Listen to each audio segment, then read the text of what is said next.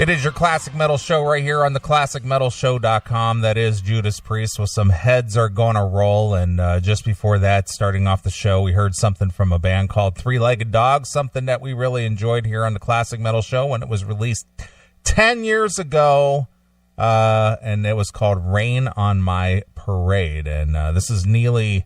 I'm not going to rain on your parade, but I am going to unleash some fury tonight because I am not in a good mood. And I'm going to call somebody out here in a minute if I don't hold on to it. But before I do that, I want to welcome to the mic my good friend and partner, Chris Aiken. What's going on, Chris? So you're not in a good mood either, huh? No, I'm in a pretty foul mood after the shit happened yesterday. And then seeing a couple of comments in the chat room tonight, I'm going to punch somebody in a virtual manner. All right. Well, welcome to it, my friend, because my week has sucked a literal bag of dicks. So. Well, I read some of your posts on your Facebook since you like to put it all out there. So I picked that Rain on My Parade specifically for you because I know that you really dug that CD a lot. I did. And that was a favorite tune of yours. So that was for you. Some Heads Are Gonna Roll. That was for me. All right. Well, they might roll for me too. Who knows? All right. I'm gonna tell somebody in the chat room, and before I do that, I'm gonna say thank you to everybody for 3 million downloads of the Classic Metal Show. Okay. I'm grateful for the fans who choose. It is a choice, you know, to tune in and listen to whatever's going on here, whether it's music, whether it's talk, or whether it's a 10-minute fucking intro. I'm looking at you, Mr. Minnesota. And you know why I can do that? Because it's my fucking show and I can do what I want. So all I'm going to say to you is whatever I owe you for your time lost, send me a bill. I'll gladly pay it. All right. It looks like I don't have to bring all the violence tonight. I knew that was going to drive you nuts, too. Well, there was a reason for me doing that. Okay. There was a thought-out reason. It wasn't because, oh, my God, I want to make a 10-minute intro. There was a reason for me doing that. I was trying to keep a delay from the show, so I had to extend the intro because I was working on something here, so I needed a couple of extra minutes. How about this? You don't know that fucking guy or anybody else. I don't know anybody an explanation, but I will tell you this. There is a reason why we do whatever it is we do on the show. And for people who tune in and listen for free, you've got nowhere to complain. Yeah. None. Here's my, I have a simpler explanation of what was going on that required that extra intro. Go fuck yourself. That's why. If we do a fucking 5-hour and 45-minute intro and 15 minutes of show, shut the fuck up or go listen to Eddie Trunk, you fucking cocksucker. Fuck you. How about that? Just fucking leave. Fuck you and your fucking state, Minnesota. Fuck off. All right. How's that? That's real good. Did that feel any better for you? Oh, I got lots of that tonight. Okay. I got lots of rage tonight, my friend. Well, we are back on the show, and I plan on making this a fun and productive show, but I just wanted to get that out of the way ahead of the rest of the show. Mm-hmm. I don't want to carry that baggage with me for 6 hours. I just want to get it all out there and be done with it. All right. So, right off the bat, yesterday, what was it? 3 weeks ago, maybe it was 4 weeks ago, 3 or 4 weeks ago. Yeah. I told the story about how my car went into the body shop and I rented a car from Enterprise. Yeah. Mm-hmm. And how they gave me the runaround and whatnot. Sure. How they claimed that the pickup location I needed them to go to was too far for them to go, and it was too much of a hassle, and then all the the ridiculous paperwork I had to go through, even though I've been renting there for over 10 years. Right, sure. So the same body shop, it was doing a little more work on my car this weekend, so I needed another rental car. Okay. So out of courtesy for Enterprise, since it was such a hassle to go 5 miles to pick me up, Yes. I decided to get a reservation at a Enterprise that was seemingly closer. All right. First mistake, going to Enterprise again. Yeah, Okay. it was a big mistake. I just thought, okay, I've had 10 years of, pretty good service with them. I had one bad experience that wasn't going to ruin it forever. Okay. So I thought maybe it was just a fluke. All right. So I got a reservation at our Enterprise in Illinois. Big mistake. This one was 4.5 miles from me. So I called them up at like 11 or 11:30, told them I need a pickup at 4:30. Guess what they told me? Don't have a car. No, that's too far for us. We can't come that far. 4.5 miles. Yeah, 4.5 miles. You could damn near throw a rock and hit the fucking building. Exactly. So I said, what are you saying? Well, that's a pretty busy time, and we only have one driver, and, I don't know if we can go out that far. We only stay local. I said, local. I said, how much local can it be? What, within 3 blocks or something? Yeah, I mean, the fucking pizza guys deliver 5 times that range. So I said, isn't your catchphrase the company that picks you up? Isn't that your deal? Well, that's predicated on whether we have a driver and we stay in our local area. And he was giving me this whole rundown. Where will they pick you up from? Will they pick you up if you're standing outside the front door of their building? Yeah, well, you got to wonder. Jesus. So I said, well, what do you suggest? And he says, well, call me back at an hour before you need to be picked up, and I'll try and work something out. Gee, thanks a lot, cunt. And Right. if not, then what do I do? Exactly. So before I called, one of my coworkers said, did you call them for a ride yet? I said, actually, I'm supposed to call them right now. And she said, well, I'm actually going right by that place, so I'll just drop you off. No big deal. All right. I said, all right, I'll take your offer. So she drives me down, drops me off. She goes about her business. It's a Friday night. I walk into the place, give him my name, reservation. Guy says, oh, well, we've been sold out of cars since 11 o'clock this morning. What the fuck? That's what he told me. And you had a reservation. I had a reservation. And I said, wait a minute. I called here at 11:30 this morning and talked to a guy, and he had my name and reservation number, and he didn't say one thing about that. Well, somebody was supposed to call you. He says, we don't have any cars.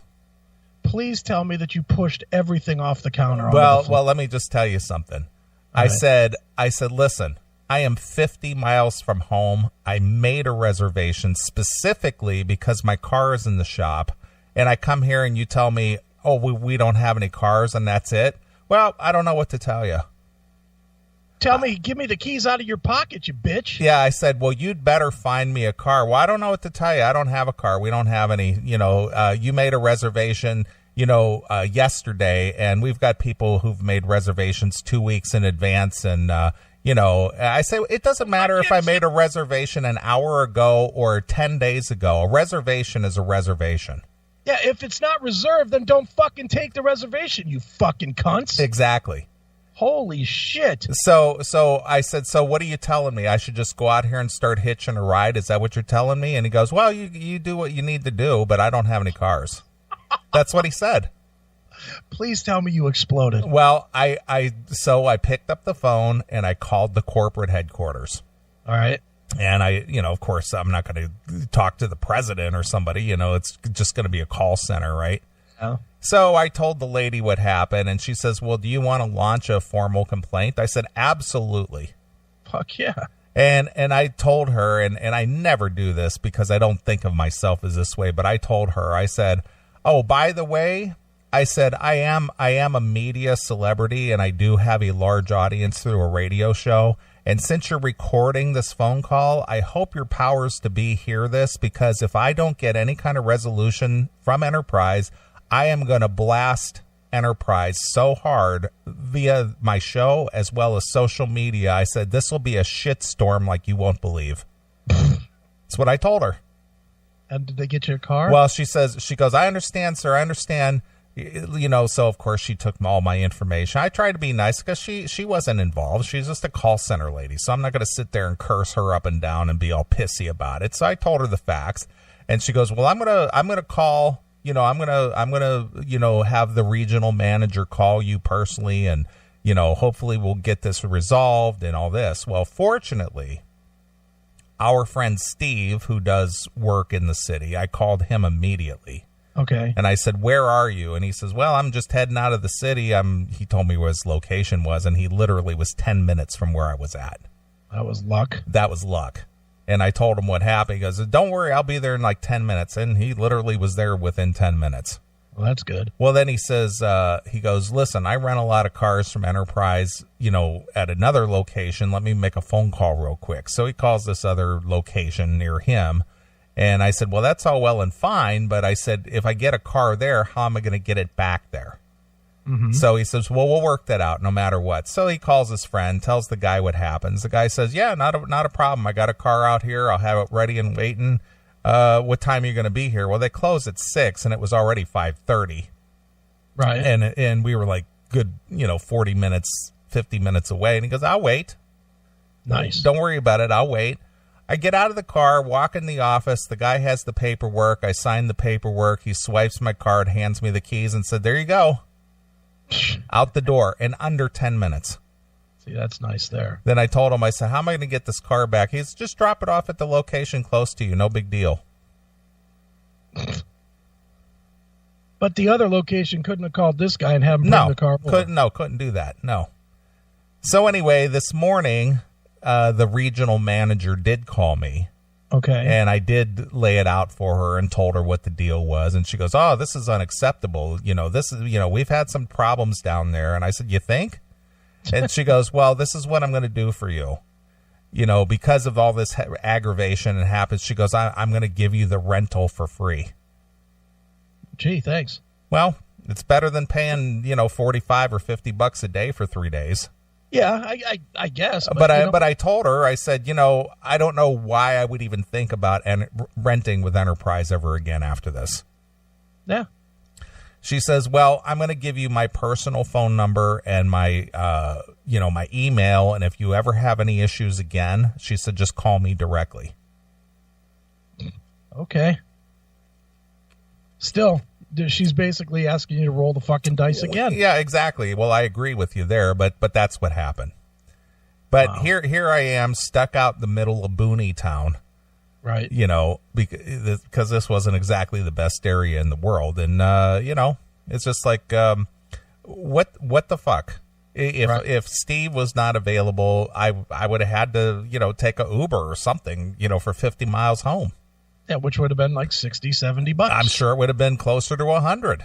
Yeah, probably. Easily.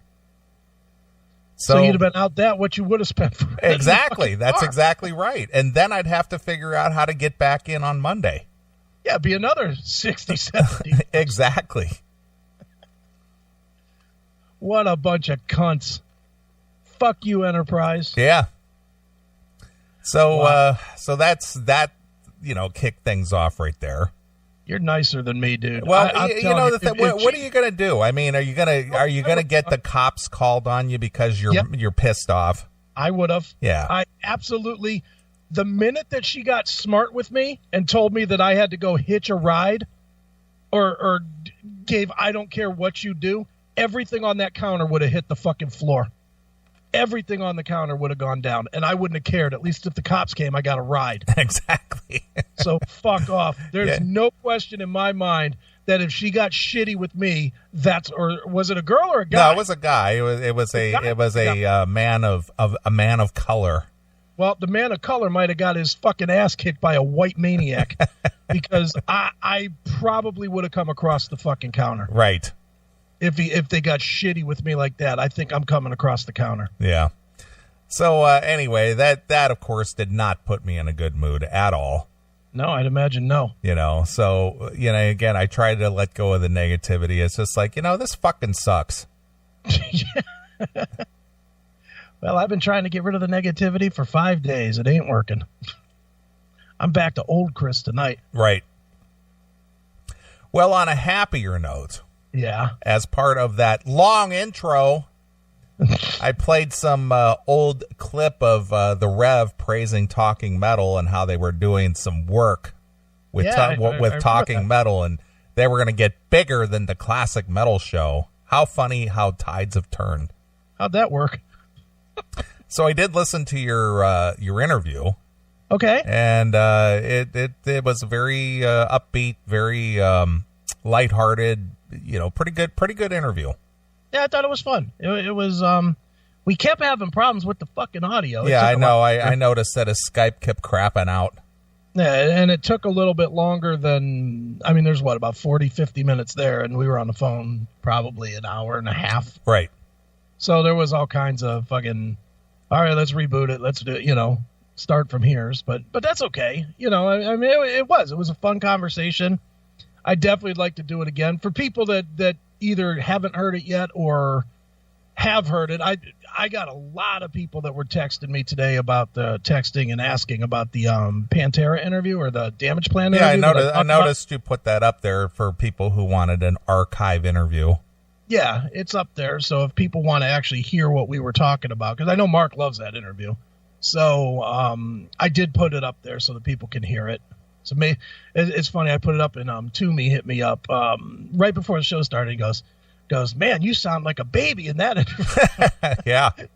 I was like, yeah, well, it was 13 years ago. It's right before my balls dropped. Exactly. Well, speaking of sounding like a baby, this week I interviewed guitarist Dario Larina. Oh, yeah? How'd that go? Oh, it went real well. I interviewed Dario Larina, get this, back in 2006. Oh, wow. When he was, 15 or something? He was 16. He was working with Janie Lane. Right. And the funny thing is that I pulled out the interview because I literally have not heard it in 10 or 11 years.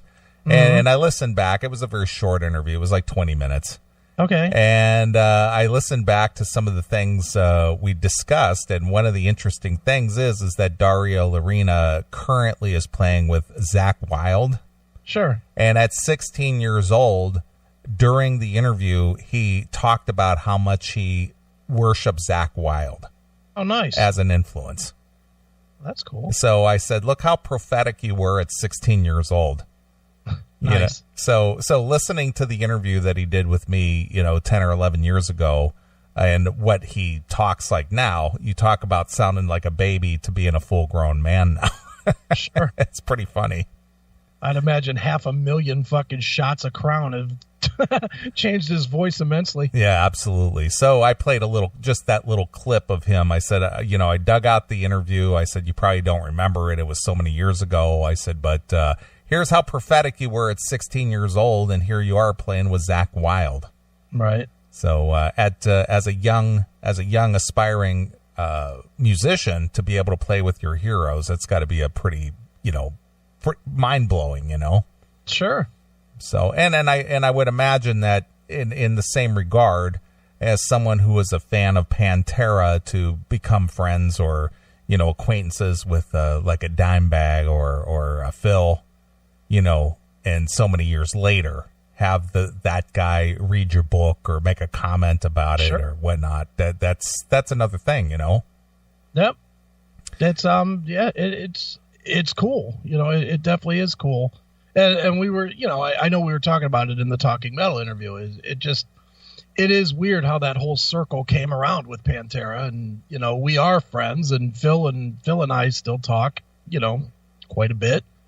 And I mean, shit, even professionally, how many times have I done interviews with Phil in the last 6 months? 3, 4? Yeah, absolutely. Well, sometimes, and you kind of got to sit there and sit back and think in retrospect. There's an old saying, and, I think that there's some truth to it. And I believe that there are forces out there that we don't understand, and there's an old saying that says, what you think about, you bring about. Okay. And it's just kind of strange that it's almost,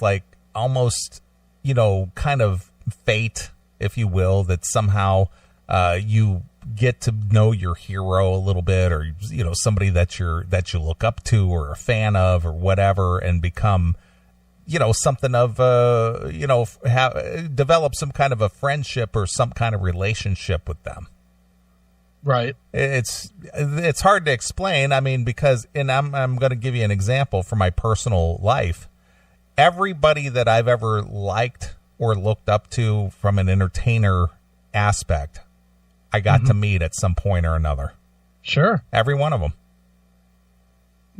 How can that be bad? Well, it's not that it's bad. It's just, how did that happen?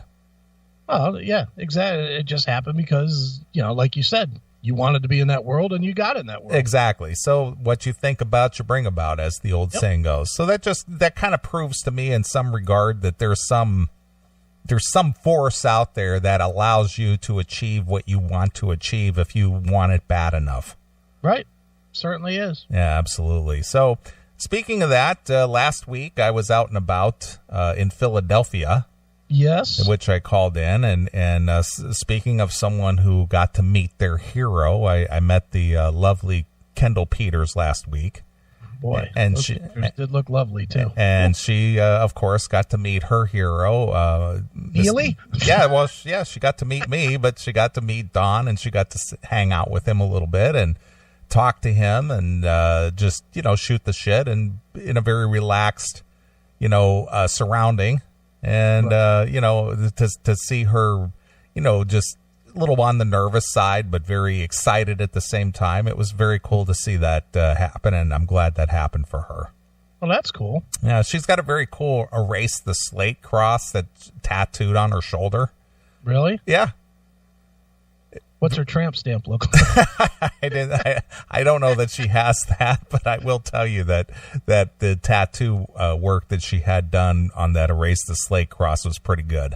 Right. And she wanted Dawn to sign it below or above, to be a part, kind of complete the whole thing.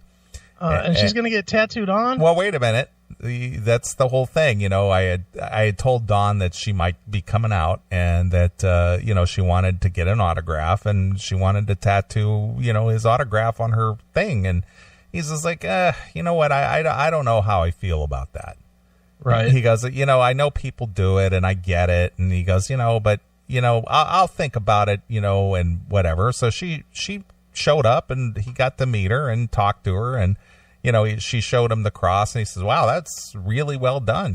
Very nice work. He said, I need to start taking pictures of people who have these very cool tattoos, so I can have like an archive of people who've tattooed, various Dokken related stuff. Mm-hmm. And so she, explained to him that she would like to have his autograph there so she could tattoo it, and he was just like, you know what, is there anything I can do to talk you out of that? He was just like, it would just kind of make me sad, or it would upset me, is what he said, if you did that. He said, you're a beautiful girl. He says, why do you want to do that? Yeah. And they discussed it, and Dokken is playing up in her area in October, and he made her a deal and told her that, you think about it for 6 months. And when we play up in your area, if you still want it, I'll take the time and I'll give you a very nice signature, and you can go ahead and get that done. But I want you to think about it, though. Boy, I hope she decides not to. That is such a horrible look. I don't care who does it. The signatures on your skin, that just looks fucking creepy. Well, anyway, but she agreed. I mean, it was a very, very good exchange, and he was just like, I just don't want to see you do that. Well, good on him. Good on him for not trading it out for a blowjob or something. Most fucking band guys, most band guys, if they didn't feel comfortable with it, they'd be like, well, if you're going back with me, yeah. Don has never been that kind of guy as long as I've known him, anyway. Well, sure, I know that, but you know what I'm saying. We've met enough guys that are. That's all I'm saying. We have met enough band guys that would absolutely go that route. Right. Well, anyway, it was a nice visit to hang out and meet Kendall, and hang out with Dawn, and I'll tell you the whole weekend, regale you with the whole weekend experience, because it was definitely a weird, kind of a weird thing for Dawn to be in this thing, this Comic-Con / horror fest. Yeah, it is such a weird thing for Don to be at. But. Yeah, but Gene Simmons was there, so that was a whole deal in itself. And I kind of understand the whole Gene Simmons thing because of the whole Kiss being kind of a cartoonish band with the makeup. And, of course, they were a comic book.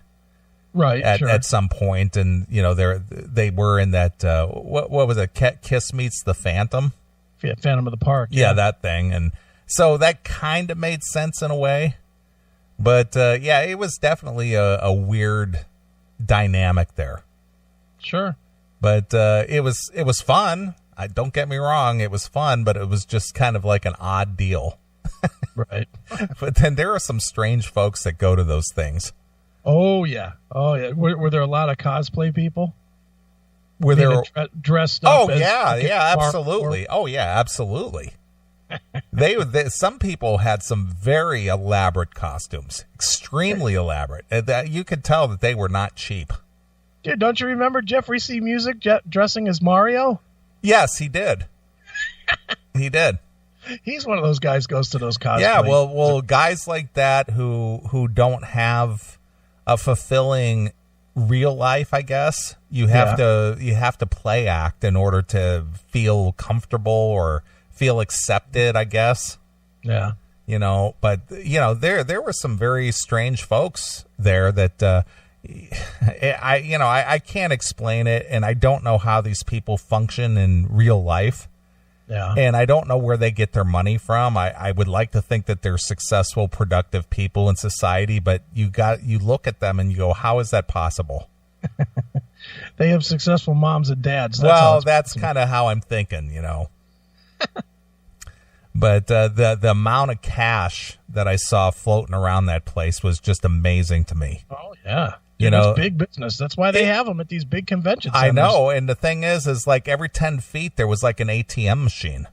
Sure. And these people were like at Las Vegas. You remember Vegas Family Vacation, where every time Chevy Chase went by a cash machine, he was out there withdrawing like $1,000 and shit. Right. Yeah. Well, that's what these people were doing. They were withdrawing, a bunch of money, and they'd go around and spend $30, $40, $50 to get a freaking autograph from somebody. Oh, sure, dude. With the Pinball Museum, we did one of these conventions one year, and it was it wasn't like Comic-Con, it was like GameCon or something. It was about games. And it was like board games, and it was everything except for like PS4s or Xbox, right? Anything except TV games. Okay. So we were there repping with the pinball place, and the amount of weirdos. I mean, they had this huge room full of tables, and every chair and every table was full of fucking weirdos playing these Dungeons and Dragons and Dungeons and Dragons semblance games, and it was like, look at these fuckers. And I mean, they were paying like $20, $30, $50 to get into the game. Right. And they would sit down and they'd play at one table, then they would just bounce from table to table. Every time a new one started, they were throwing down another 50. I was like, fuck, there's people down here, they're not doing anything but gaming, and they're spending $500 fucking bucks. Yeah, absolutely. So, not only is there a fee to get into this place, but every table or every, display that you stop at that you choose to pick up some product or whatever, it costs you $30, $40, $50 at a crack. Yeah. So for someone to drop $1,000 in a day on whatever memorabilia or photographs or autographs or whatever it is, it's, they spend a lot of money. Yeah. Well, you said there was a line of people buying Gene Simmons bases at $5,000 a hit, right? Yeah, $4,000 for the base, $5,000 if it was autographed. Now, how much was a Gene Simmons autographed photo? That I don't know. I know that he was doing the autograph photos and stuff, but I don't know what they were charging. Because I think I'd buy the base and like a $20 photo, personally. Yeah. Well, I know that the promoter, wanted Don's table, because Don did not collect the money. They had an assistant there. All right. And it was $50. $50. Yeah. They were doing this like I guess it would be like a 20, or what is it, like 80, or what was 60, I guess it would be a 60-40 split or something, where the promoter was getting 20 of that and Don was getting 30 of that. Wow. And he didn't like that. He was just like, you know what, I'm going to sit here for however long, but I'm going to give the rest of these away. and that's what he did. I mean, and I told you that on the phone last week, that we walked around the convention hall and just gave away autographed photos. See, that's cool. He's just like, I don't like this. And when we were on the way back to the airport to take off Sunday morning, he was just like, I'm not doing this anymore. I don't. This is just not. I'm not doing this. He's not out for horror in his career now? He said absolutely not. He says I did 2 of these in the last month. He said, I'm not doing this. He said these people who have come to see me or know who I am or want an autograph, they've supported my career for 35 years. He says, I'm not going to sit there and charge them money for an autograph. No, good on him. He says, I'm not doing that.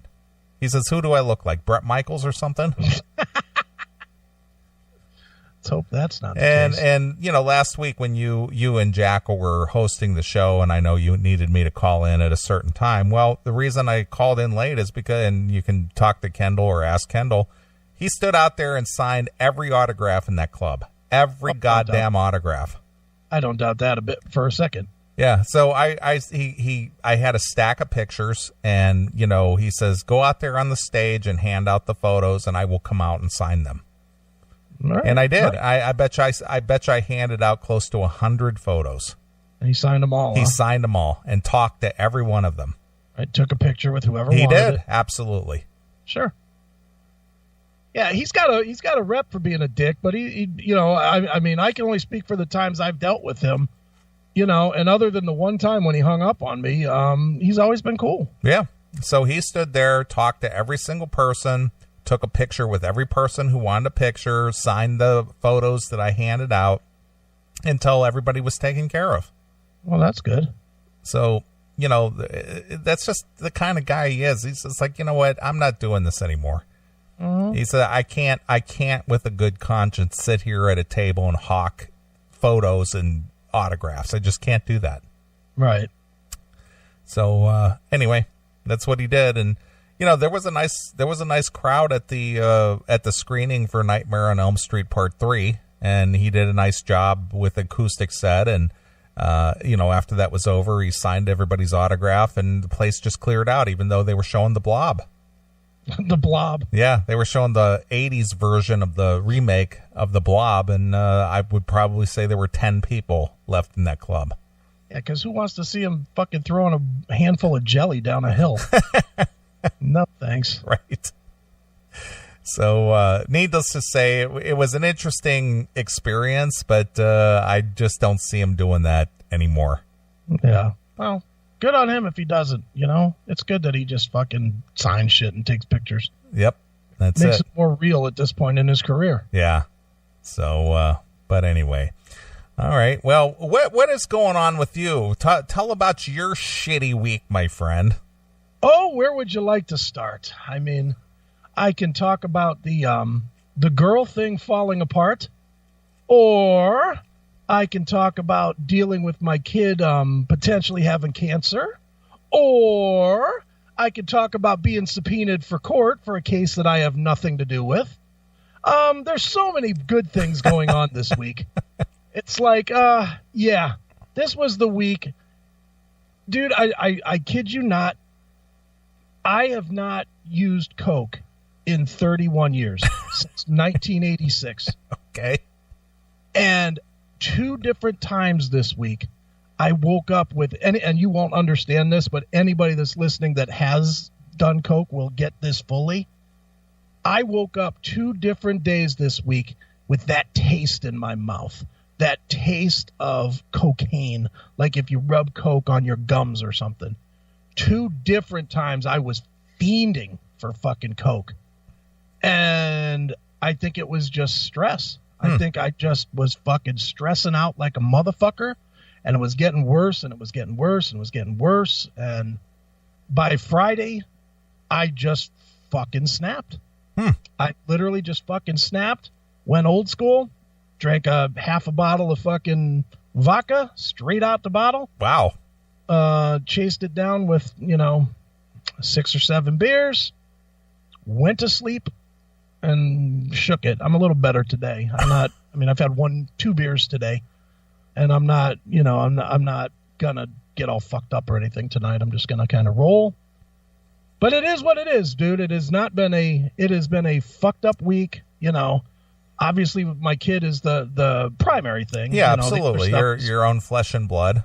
Yeah. The other stuff, chicks and court and all that shit is just shit. But fucking, you worry more about your fucking kid. And, he had surgery this week to remove a thing. And of course that leads to having to deal with the ex. So yet more stress. Right. You know how much I love to do that. Yeah, because it's never pleasant, because there's always some kind of finger pointing or blame going around.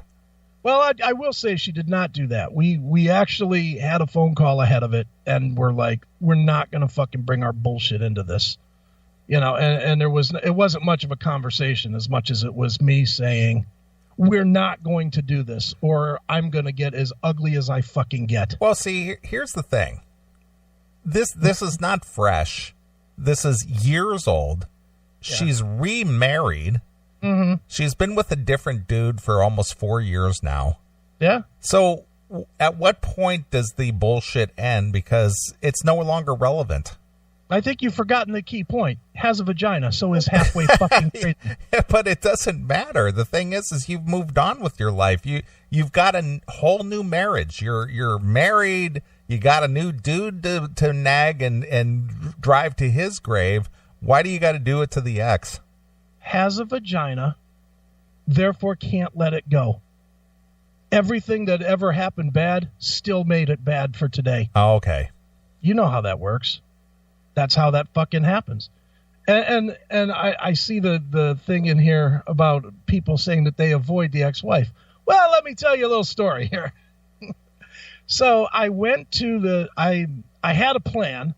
I knew my son was going to be in surgery for about 2 hours. So I had a plan. I brought my iPad, cleaned the porn off so that the people at the hospital wouldn't see all the porn. And went to the hospital with the iPad, and we got him checked in. I don't know if you've had people in your life that you've gone with for surgery, haven't you? Yeah, absolutely.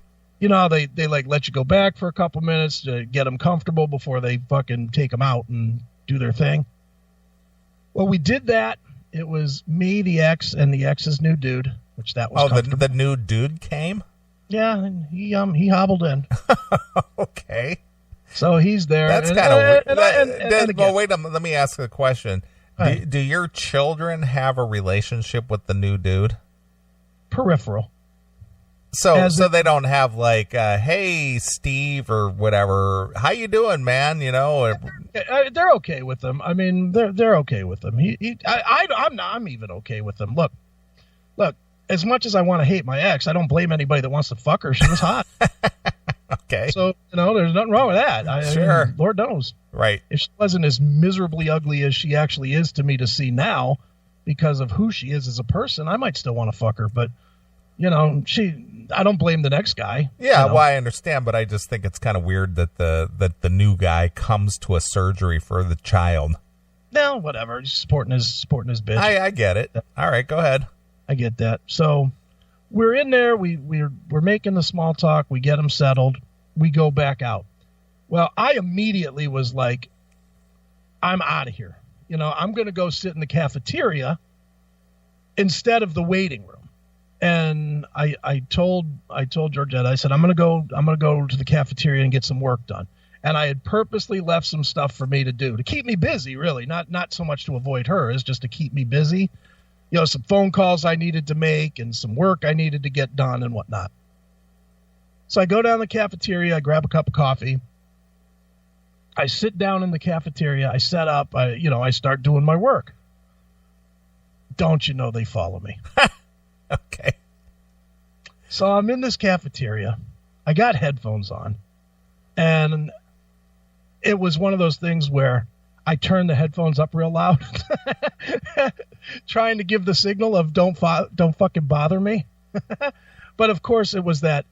You ever do this with headphones on and somebody starts talking to you, knowing that you have headphones on, so that you have to take the headphones off? Or you have to pull one out of your ear. Yeah, exactly. Mm-hmm. There was 2 or 3 of those sessions, to where then I finally said, "Look, I've got work to do." So they sort of got the hint and left, but I was so annoyed that they fucking followed me.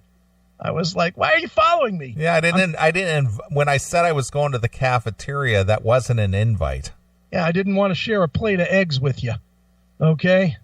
Move along. Find a different place. But, you know, it was what it was. I know I'm being a dick here, but and overall, there was no issues. So that part was good. But I was just like, son of a bitch. The one thing I'm trying to do is get away from this so that I don't, you know, because I've been shaky all week. I ain't going to lie. I have been a fucking emotional wreck. And I couldn't get away from it. So, I don't know, dude. It just was if this week was a bag of dicks, it had one of those big wide load fucking signs on the back of it. And I swear to God, somebody handcuffed my ankles to my wrists, bent me over, and fucked me with every dick in the bag. Right. I mean, it just was a fucking terrible week. And it was a week where a lot of people, I think, I got a lot of phone calls where people were a little bit worried, especially when I started talking about cocaine and shit, because a lot of people know that that's not out of the realm of possibility for me to go that crazy. Sure. So, but I didn't. You know, I drank heavily, but, you know, even that is, you know, that got me through yesterday, but today's a new day. So, onward we fucking travel, my friend. All right. What a deal. Yeah, what a great time, huh? Well, you know, I guess my issues are pale in comparison to day after day of raw bullshit. Well, it doesn't always happen, and you know, and if it was spread out a little bit, it might not have been so bad. I mean, dealing with my kid is the big one. You know, dealing with my kid kind of made everything else fucking really not matter. But yeah, getting subpoenaed to go to court for something that I have nothing to do with is not making me really happy at all right now. Right. You know, to where, and the court, of course, it's nowhere local. It's fucking an hour and a half away. So now I got to cut 3 hours of a day, as well as fucking however long I'm in court, and fucking $1,200 to $5,000 for an attorney, you know, to represent the fact that I have nothing to do with this fucking court case. Right. That's making me real fucking pleasant. And then, you know, and then the girl thing fell apart. So I was like, yeah, this is just a fucking jewel of a week. So does that mean you will not be traveling in July? Undecided. Oh, okay. Undecided yet. I still want to go. We're not hating. I'm not. That's one area I'm not going to get into. I'm just not going to get into it on the show. Sure. But there's not hate. It's mutual. If mutual can be all her. But there's not hate. There's not anger. It is what it is. And you know, once the word friend zone starts flying around a little bit, you just sort of, you know, you make decisions on if you really can do that or not. Yeah, well, that's time. That's when I become very dismissive. Yeah, well, but that's you. You know me. I have a million girl friends. Yeah, sure. So for me, that's not necessarily okay. Go fuck yourself territory. Right. So, you know, and other than Teresa, I don't think I've ever pushed anybody completely out. Even the ex.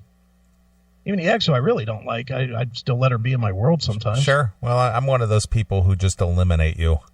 Well, but you're one of those people that just eliminates humans. You're right about that. You just don't like people. Well, there's certain people that I will go out of my way for and be extremely good to.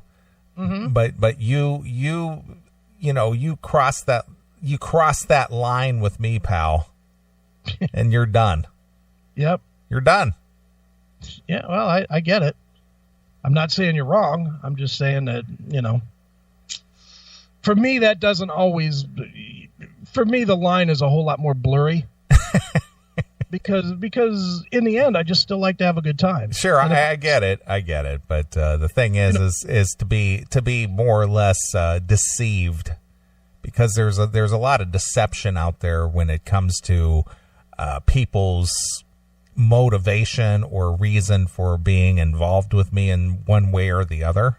Sure. And when that deception is finally uncovered, and it's very apparent what the reason or reasons are, then it's just like, you know what? Don't need it. Yeah, well, and to be very clear, that's your opinion. I am not by any means saying that I was deceived or anything. Oh, no, I'm just telling you, how I reached that conclusion is what I'm saying to you. Right. So, I mean, it's all just been a bad week, dude. But believe me, I'm ready to do some CMS tonight because I need something that takes me away from my fucking real life for a couple of hours. I gotcha. Well, we got some good stuff to cover tonight. Of course, once again, I mentioned this at the top of the show that we did cross our 3 million download mark, which to me, and I know you as well, that is an amazing, amazing feat. Yeah. That we don't understand it. It's pretty. We just to give you a kind of a scope of where I'm coming from. We crossed 2 million downloads last August 17th. Okay. We crossed 3 million downloads June 9th, the morning of June 9th. So in under 10 months, we did 1 million downloads. It's crazy. In under 10 months. It is nuts. So that's 100,000 downloads a month. Mm-hmm. And that to me is just like, who the fuck is out there listening to this? Well, it is, you know what was interesting to me, and I don't know if you looked at it to see, but it was interesting to me that the rock people that were liking or commenting or whatnot, not that I was surprised, but it's kind of cool. Like Ferrantino was liked the post with the 3 million, and Ron Keel checked in and congratulated us, and it's just really cool that it's great that it's reaching the fans. I mean, first and foremost, I don't want to say, well, it's all about the celebrities. It's not. It's definitely about the fans and their loyalty. And even in the Talking Metal interview, Mark asked you about what the secret behind the loyalty of the CMS fans are. Yeah, and I really didn't have an answer other than, I think we do an honest, an honest show. And I mean, even tonight, I mean, we both came in fucking raging, but we're not hiding. I mean, you get dumped by a chick. It's easy to fucking, push that under the rug and fucking move forward. But I didn't do that. And you fucking had just an absolutely shitty experience with fucking, with Enterprise. It'd be easy to just push that under the rug and go, hey, did you see that Queensryche's going to go out on tour this year?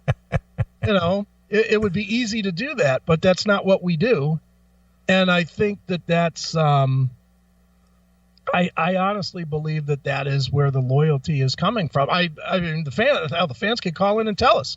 I don't know that that's true, but that's what I believe, is that the show is very honest, and we get a lot of comments from people saying that they relate or they don't, or we're crazy or whatever. But that all seems to me to say that we're touching people. We're reaching people on some level. Yeah. Well, and the way that, and I'm going to just piggyback onto what you just said there. It's just that I know after doing this show for over 21 years that people, even in my very, very earliest foray into radio, that people hold you to a higher, like they hold you as a higher being. And I don't mean that in a I don't know what do you want to call it, arrogant way, but if they hear your voice come through their speakers, somehow you are elevated, right? And I never believed that, but that's how some people approach you, And so because they hear your voice come through their speakers every week or whatever it is that they do, it's that somehow you've got all the answers to life. And then when we share our personal experiences, be it something stupid like Enterprise or, fucking up with a girlfriend or somebody getting under your skin or, whatever the case may be, it's just like, hey, not only is this guy elevated, but he's got a regular life like me too, because I had that same thing happen. Right. He's a real guy. Yeah. I could drink a beer with that guy. Yeah. So, and I will, and getting back to the fans, last week, after Don performed his solo, acoustic gig. Yeah. As I said, I had a bunch of photos that Dawn asked me to hand out. So there's a bunch of people coming up to the stage, and I don't mean this in a mean way. I mean it in a funny way, but it just reminds me of people in a starving African city looking for people who are handing out bread. They all got their hands reached out. Give me one. Give me one. So I'm handing out these photos, right? And these people are like lunging through the crowd in front of the people that are in front of them to make sure that they get one, Right. And I'm handing out these photos, but then you get these fuckers who come up and they've already got like one or two already, and then they want another one.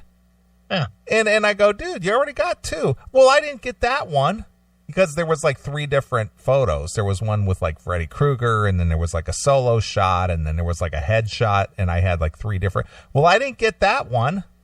Yeah, well, go fuck yourself. How about that? It's free. Yeah. So I said, dude, just take what you can get. Yeah. Move along, dickhead. People are saying, well, you're giving out different ones. I didn't get that one. Hey, you owe me. Yeah, exactly. So I told him, I said, no, dude, you already got one or two. And I had to tell several people that. Jeez. Because they had to get them all, It's like, dude, come on. So I just don't, just people, just can't be happy with you got that experience or whatever. No, I got to have it all. I want it all. I want it for free. And then while Don was signing photos, there's people in line wanting to get the photo and autograph and all that kind of crap. So this chick, she's just your typical drunk trailer trash looking chick. Single? I couldn't tell you. So she comes up to the line and she starts talking a bunch of nonsense, right? Okay. And she doesn't have anything to sign. She doesn't have a photo. She doesn't have this, anything like that. And Don's like, okay, hey, nice to meet you. Thanks, and people are going, yeah, come on, let's go. And she goes, wait a minute. I've stood in line and I waited 30 years to meet this man. It's my turn now. I'll take as long as I need. Oh boy. You should have escorted her right I to did, the door. believe me. I moved her out of the way like ASAP. Move it, cunt. That's it. So, there's people standing who were very patient, stood in line for, 40 minutes, an hour. And this girl wants to just stand there and talk nonsense and just occupy the time. Sure. And it's just like, it's my turn now. I'll take as long as I need. Yeah, man. It's all about me. Yeah, man. So, no, she got moved out pretty quickly. Good. Should have moved her outside. Which is the role that I fulfill. Move along. Bodyguard. Exactly. So, all right. Time for the first drink. So let's play something and get the show rolling. All right. What do you want to hear? How about if we go with some Book of Tell from The Chemical Wedding, Bruce Dickinson. All right. And why that one? Because I interviewed Bruce Dickinson this afternoon. Yeah, I interviewed those girls, remember, years ago. Yeah, a long time. I've seen them. The Iron Maidens. Yeah, I've actually seen them. I saw them in 2010. And where were they? L.A. I was out there for, I don't know what I was out there for, a wedding or something. And I just happened to be out there and they were playing somewhere and I went and saw them. And it was a good show. But they're actually here next week, next Sunday. And I'm thinking I might go. Well, good for you. You know who else is playing in the Flats?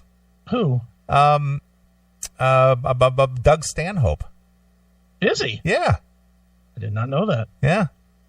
He's playing at one of the comedy clubs down in the Flats. Like Hilarities or... Yeah, something like that. Oh, that's cool. I might have to look that up. I will send you the information because I was looking at that because I was been watching a lot of Doug Stanhope recently, and I was wondering, I wonder if this guy's on tour, and nowhere near me. But then I saw that he was playing in Cleveland. All right, come on out. Yeah, sure. Come on out. I got the studio here for Saturday. We could. Cool. All right. Well, let's play some Bruce Dickinson. Let's play some Chemical Wedding, and we'll play a couple tunes. We'll come back, and if I ended up playing 3 songs, will anybody feel ripped off that they played 3 songs? They usually only play 2. Jesus Christ! 14 minutes of music? Oh my God! I feel ripped off. What the fuck? Why am I sitting through this? As I said, send me a bill. Yeah. I'll pay whatever you lost. Mail it to right up your ass, stupidfuck.com. Very nice. Go right ahead. Very nice.